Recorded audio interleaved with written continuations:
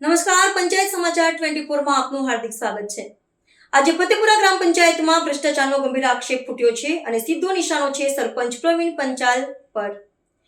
આ શખ્સે એવી double game રમી છે કે ગ્રામજનોનો ગુસ્સો ભભૂકી રહ્યો છે। એક તરફ પ્રવીણ પંચાલે પોતાની સહીથી 41,000 રૂપિયાનું બિલ પાસ કરીને કથિત ડમ્પિંગ યાર્ડની સફાઈના નામે પંચાયતનો ખજાનો ખાલી કર્યો અને બીજી તરફ ભ્રષ્ટાચારની અરજીઓ કરીને તપાસની ઢોંગી માંગણી કરી છે।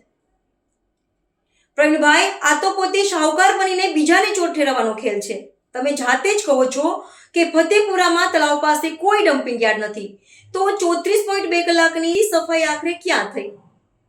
આસમાનમાં જ્યાં કનાગરા મહાદેવ એજન્સીએ 18 ઓગસ્ટ 2025ના રોજ આ બિલ રજૂ કર્યું, જેમાં કલાક દીઠ રૂપિયા 1200 લેખે 41,000 રૂપિયાનો ખર્ચ બતાવાયો। આ બિલ પર તમારી જ સહી છે, પણ તમે ડમ્પિંગ યાર્ડનું અસ્તિત્વ નકારો છો। તો પ્રવીણભાઈ, આ 41,000 રૂપિયા કોના ખિસ્સામાં ગયા? આ બિલ સોશિયલ મીડિયામાં વાયરલ થયું છે અને ફતેપુરાના નાગરિકો પૂછે છે, આ ડબલ ગેમ ક્યાં સુધી ચાલશે? એક તરફ તમે બિલને ખર્ચે ચડાવીને ભ્રષ્ટાચાર કરો છો અને બીજી તરફ ભ્રષ્ટાચારના તપાસની વાત કરો છો। આ તો ચોરી પકડાતા પોતે જ પોલીસ બનવાની નોટંકી છે। આ 41,000 રૂપિયા ગામના રસ્તા, પાણી કે શિક્ષણ માટે વપરાઈ શકતા, પણ તમારા જાદુઈ બિલમાં ગાયબ થઈ ગયા। ચૂકવણી થઈ કે નહીં તે હજુ અસ્પષ્ટ છે, પણ તમારી સહીએ આ બિલ ખર્ચે ચડાવવાની તૈયારી થઈ ચૂકી છે। પ્રવીણ પંચાલ, તમારી આ સ્વરક્ષણની નાટકબાજી હવે ગ્રામજનો સમજી ગયા છે। ફતેપુરાના લોકો નિષ્પક્ષ તપાસની માંગ કરે છે, કારણ કે તમારા પરથી વિશ્વાસ ઉઠી ગયો છે।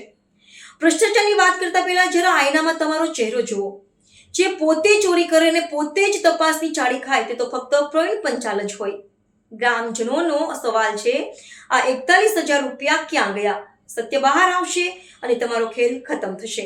ફતેપુરા ગ્રામ પંચાયતના સરપંચ પ્રવીણ પંચાલ ડમ્પિંગ યાર્ડ મામલે શું કહે છે, આવો સાંભળીએ। હું ફતેપુરા ગ્રામ પંચાયત સરપંચ કે ગ્રામ પંચાયતે તળાવ બાજુ 2 રોડ બનાવેલા છે અને ડમ્પિંગ યાર્ડ બનાવેલું છે, બસ સધળ જગ્યા જોતા મને રોડ દેખાય પણ ડમ્પિંગ યાર્ડ તો દેખાતું નથી। તો કે ડમ્પિંગ યાર્ડ તો આજે છે જ નહીં જગ્યા પર। મેં કીધું કે ડમ્પિંગ યાર્ડ ક્યાં છે? એ લોકોએ શું જવાબ લખ્યો છે? જ્યારે તો આ જગ્યાએ ડમ્પિંગ યાર્ડ 3 મહિના પહેલાં પંચોના ત્યાં પણ બનેલું હતું। દર્શકો, આ મામલે વધુ અપડેટ માટે પંચાયત સમાચાર 24 સાથે જોડાયેલા રહો અને તમારી પ્રતિક્રિયા કમેન્ટમાં જરૂર આપો।